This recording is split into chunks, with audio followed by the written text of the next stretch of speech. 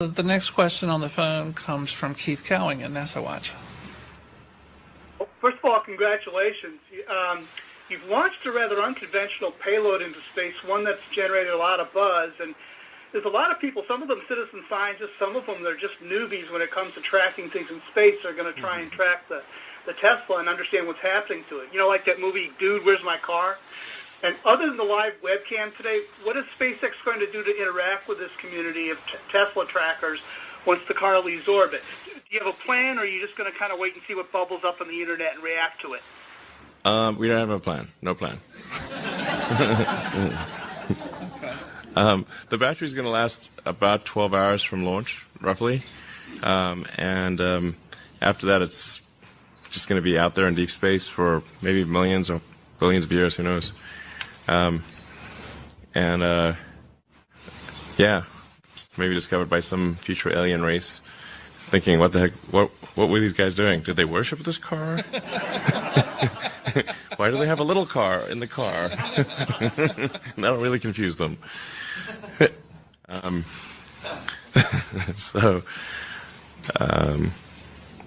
not sure what's going to happen, but I think, it's kind of a fun thing, and I sure hope that next burn works, by the way. But I think this is one of the great questions in physics and philosophy, is where are the aliens? Maybe they're among us, I don't know. Some people think I'm an alien. Not true. Not true. But maybe we are alien. Of course I'd say that, maybe wouldn't we I? are alien.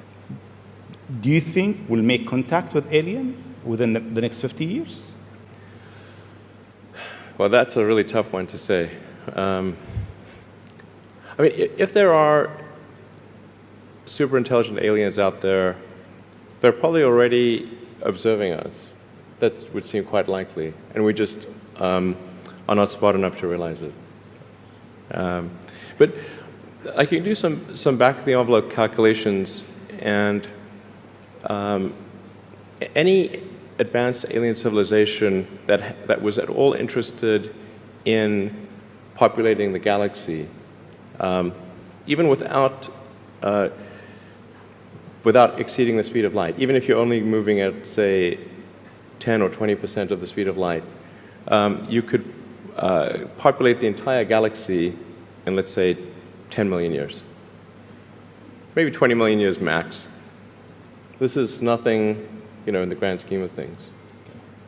So Elon, you are really quite unique, I feel, in being so interested in the long-term future of humanity. Well, I don't think I'm that unique. You have an institute. Clearly, you're interested in that too.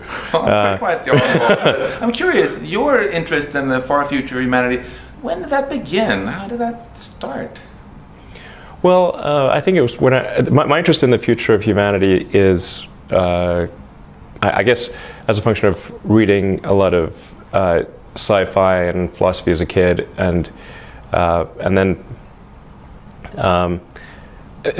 just sort of thinking about, okay, what's important to do? Like, why do anything? What's the meaning of life?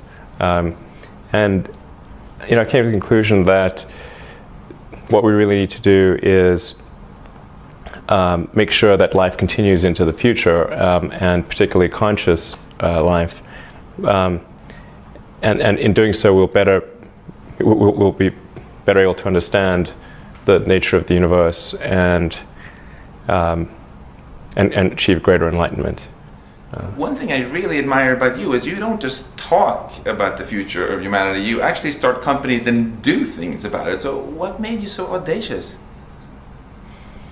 Well, I don't really think of these things as all that audacious. They seem like natural things to do.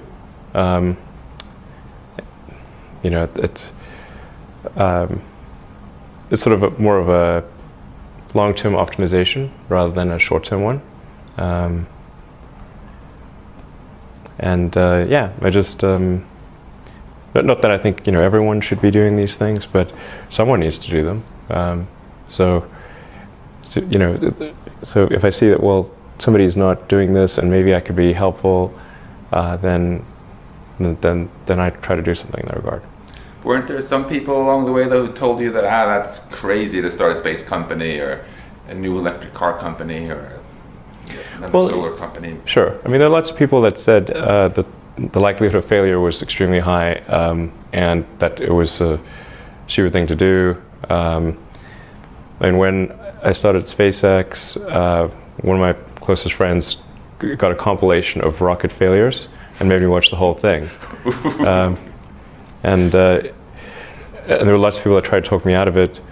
And the joke was, how do you make a small fortune in the rocket business? Well, you start with a large one. And I got told that joke so many times that that obviously I knew the punchline. So I just tell them the punchline, and they would look at me like, "Is he serious?" Or it's like, say, "Why did you start a rocket company?" I was trying to figure out the fastest way to turn a large fortune into a small one. That seemed like a good way to go.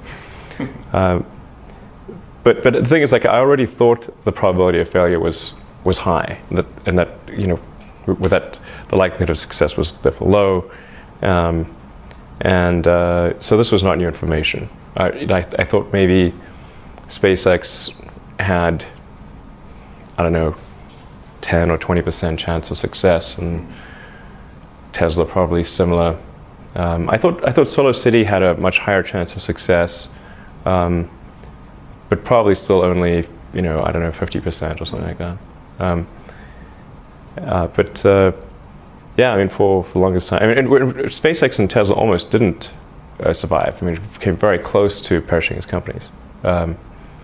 In 2008 and 2009, with the Great Recession, was an extremely close call. Looking ahead, what do you think are the technologies that are going to have the greatest impact on society? So I think there's probably five categories. There's and I'm not even giving a particular order, but making life multiplanetary, achieving sustainable production and consumption of energy. Obviously, the internet as a whole. The continued growth of the internet. And then potentially, if we do this, reprogramming human genetics, and the fifth one would be artificial intelligence. So, working on the kind of the first three, but not the last two. I think the last two I think have the greatest potential to be a double-edged sword.